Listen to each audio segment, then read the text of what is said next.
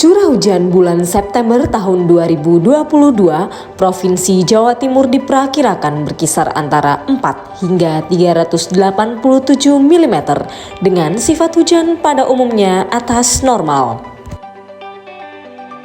Curah hujan bulan Oktober tahun 2022, Provinsi Jawa Timur diperkirakan berkisar antara 21 hingga 297 mm dengan sifat hujan seluruhnya atas normal.